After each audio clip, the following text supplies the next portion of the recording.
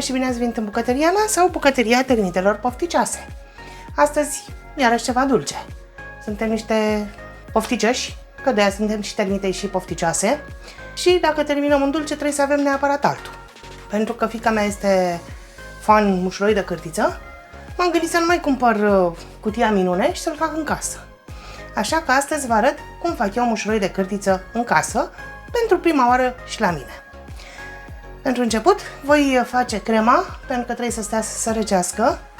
Așa că mi-am pregătit unt, zahăr, făină, amidon, iar mai spre final vom pune și frișcă. Pasta am găsit-o, pasta am luat-o, bună și asta, deci o băgăm în frigider și ne apucăm de restul.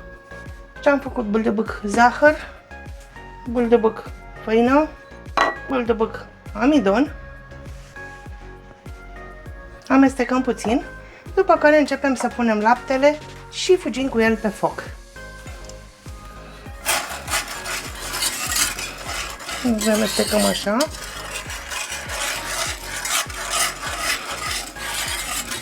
Și începem cu lăpticul. Punem laptele.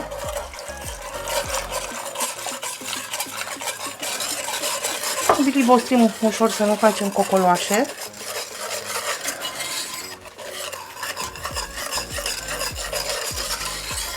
Și ne ducem cu el la fiert. Deci punem întâi tot laptele și la fiert.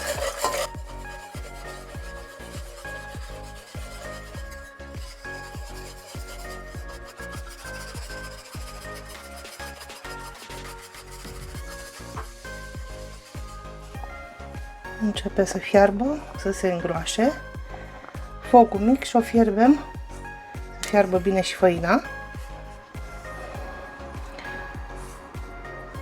Și după ce o ținem cât să fie făina fiartă, eu știu, 5-7 minute,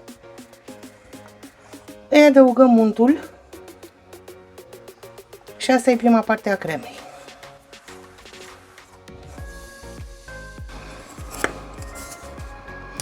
Crema mea este fiartă, a stat pe foc aproape 10 minute, așa că acum voi pune untul. Bâldebuc untul și amestecăm până se incorporează totul foarte bine, după care lăsăm la răcit. Dau focul mai mic și încep să amestec. Ciulamaua pentru cremă este gata. Am incorporat bine untul. Am pus ceva mirodenii, respectiv esență de banane, pentru că mușuroi de cârtiță la noi înseamnă banane. Și o lăsăm la răcit. Ne apucăm de blat. Pentru blat avem nevoie de ouă, ulei, lapte, zahăr, praf de copt, făină și cacao. Un vas în care să le amestecăm, mixer, tel, fiecare cum poate. Pentru început separăm ouăle, spargem ouăle.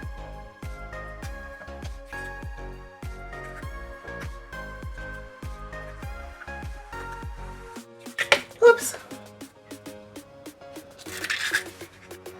Ce am spart cele 3 ouă, le mixăm un pic, bineînțeles, cu un pic de zahăr, sare, dacă nu uităm, cum era să uit eu acum.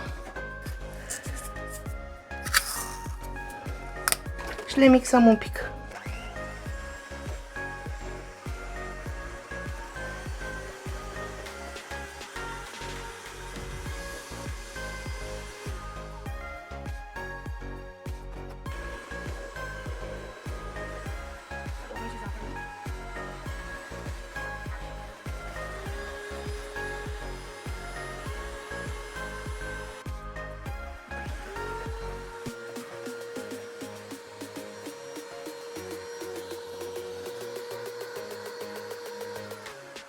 Acum voi începe să adaug uleiul.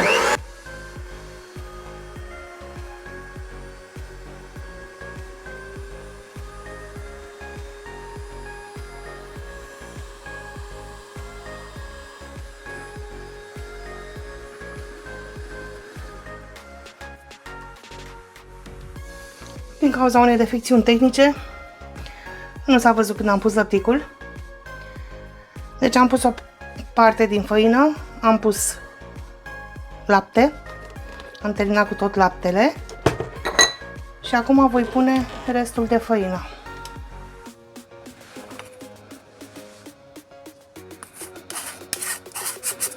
Putem să renunțăm și la mixer.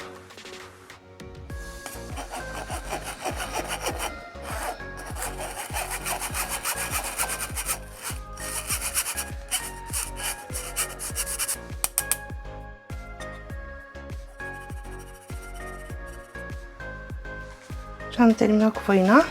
Amestecăm. În funcție de făină mai punem sau mai punem.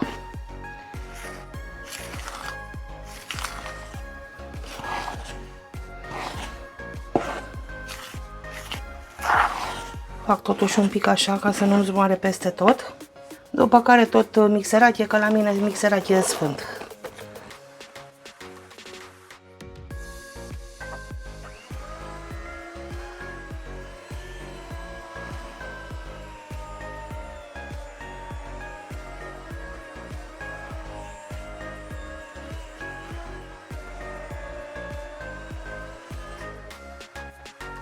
Asta e totul. Punem în tavă. Eu voi pune într-o tavă cu diametru de 23 pentru 40 de minute sau până trece testul scobitorii. Cred că la 175 de grade. Ca de obicei vă spun la final că eu mă tot joc la temperaturi și la cuptor. Deci în tavă la copt.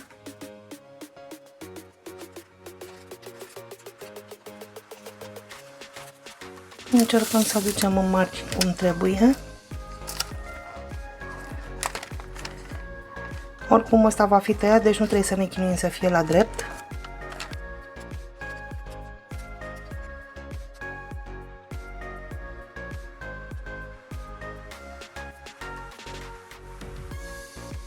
Așa, și la cuptor.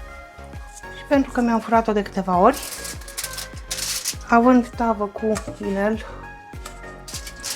a curs în cuptor. Acum prima chestie, voi îmbrăca fundul tăvii în folie de aluminiu.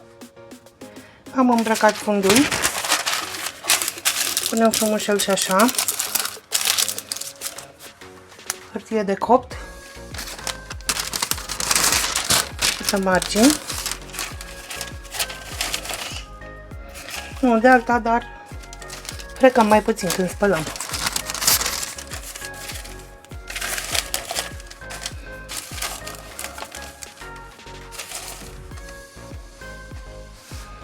Nu sunt ele egale, dar n-am mai stricat o hârtie. Am tăiat din ce am avut, ce mi-a rămas din rotund, din cerc. Și acum bâldăbâc cu crema. Crema este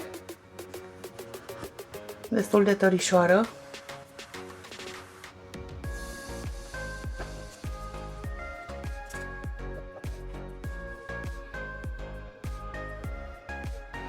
Bine în margini.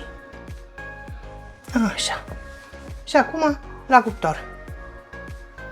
Am scos blatul, l-am răcit, am rezistat eroic să nu luăm din el, să nu ciupim până acum. Ups! Deci e clar că nu trebuia să o fac. Ia să vedem totuși. Nu gustos ea. Ce vom face acum? Deci blatul este rece. I-am pus hârtie pe farfurie. De ce? Pentru că în momentul în care îl îmbrac, nu încep să mă chinui să adun primiturile. Și putem face așa. Ori cu un cuțit, cine are dexteritate îi face un cerc, ori un capac, trasăm și începem să scoatem. Cum la mine dexteritatea e altă dată. Facem așa. Nici cu capacul nu o să-mi iasă mie rotund, că n-are cum. Nu tăiem până jos.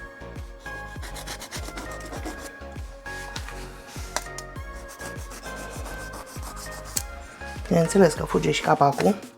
Deci ați văzut ideea. Mai bine merge așa. I-am tras marginea și vom scoate pe ceva din el. Ia să vedem. Hai să scoatem mijlocul. L-am ținut la 180 de grade 40 de minute. Acum e și în funcție de cuptor, oricum faceți testul cu scobitoarea. Deci vom face așa și vom scobi.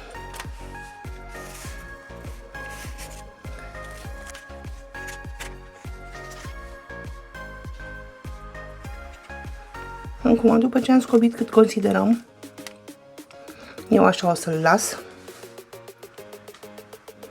Voi tasa un pic ce a rămas.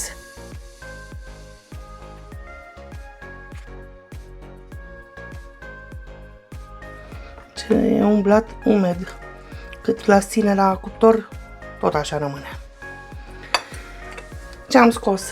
Dăm deoparte, pentru că urmează să mărunțim. Iar acum, în interior, am banane. Putem face și așa. Un strat foarte subțire de cremă, banane, restul de cremă și ce mărunțim. De data asta voi pune direct bananele, că merge și mai repede. Și avem varianta numărul 1. Bananele puse așa întregi și umplem toate golurile.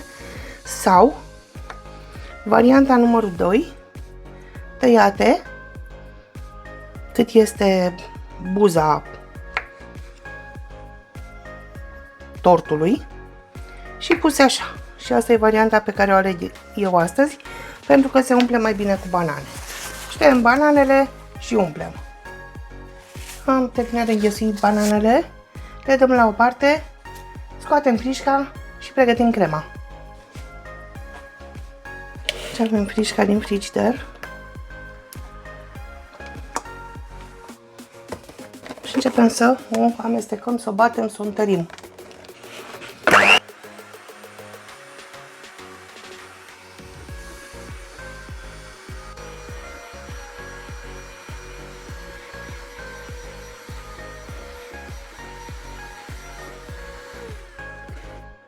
Nu este gata încă, dar o să încep să pun din ciulamaua făcută prima pe foc. Am luat ciulamachele.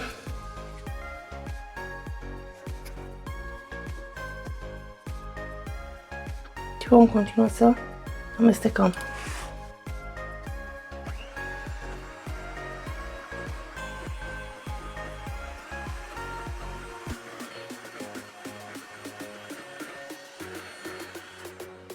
Și tot așa până vom termina ciulamaua pe care am făcut-o. Dacă e nevoie mai putem adăuga, dacă e prea tare, mai putem adăuga puțin lapte rece sau dacă ne-a mai rămas frișcă. Am terminat de amestecat crema și ca să fie mușroi de cârtiță cum trebuie, ciocolată și punem acei fulgi de ciocolată pe care îi găsim în pachetul Dr. Octar. Se pare că trebuie să iau totuși o farfurie să rad înainte. Ia să vedem ce am făcut noi aici. Mai trebuie sau nu mai trebuie?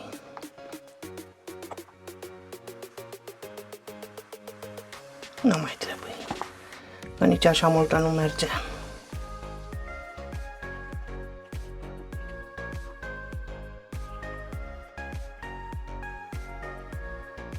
Așa.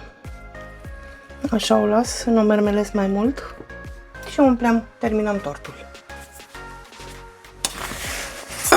Am luat un poș cât mai mare găurica. Că dacă facem treabă, hai să facem cum trebuie, să nu mai mermelesc eu din ochi, că o să-mi iasă. Că știți că eu așa am tendința. Și acum facem mușuroiul. Deci atât am dat eu pe lângă.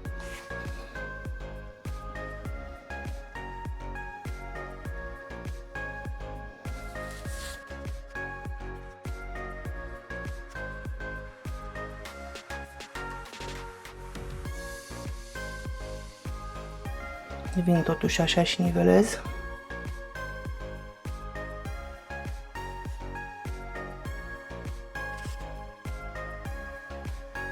Am terminat de dat cu cremă peste tot, inclusiv pe margine, pentru că vreau să lipesc ce am scos din tort. Și pentru că rămâneam cu o banană, voi mai face și așa. Stratul numărul 2.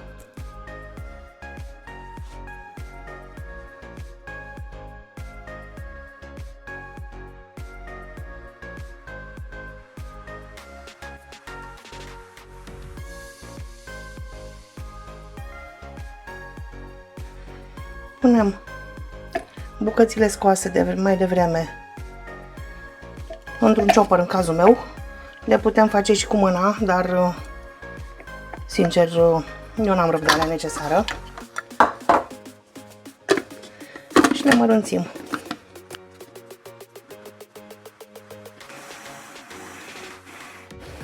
Am terminat de fărâmițat. Tragem înapoi tortulețul nostru și acum, ca să știți de ce am pus hârtie, o să sară peste tot spre marea mea disperare. Deci e singura chestie care nu-mi place să o fac la un tort, să pun chestiile astea pe deasupra.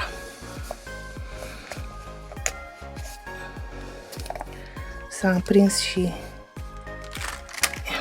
am destulă de asta, drept pentru care pot să mă bălăcesc. Am reușit să scot cuțitașul.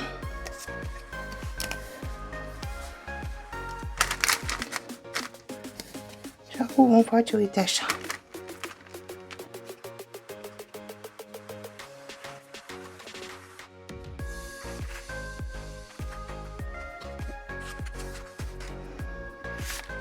Va trebui să mai pun o tranșă, pentru că n-am făcut-o toată. Deci credeți-mă că la cum miroase este mult mai bun decât cel de la Dr. Octar cu chimicale. Deci merită tot efortul.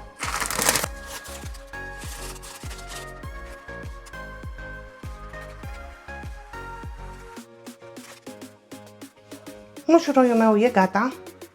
Nu arată el foarte bine, nu e nici centrat pe farfurie, dar credeți-mă, gustul este mirific. Eu am tot gustat, ba din cremă, ba din blat, ba din cremă, iară din cremă. Nu se compară cu cel de cumpărat, este mult mai bun.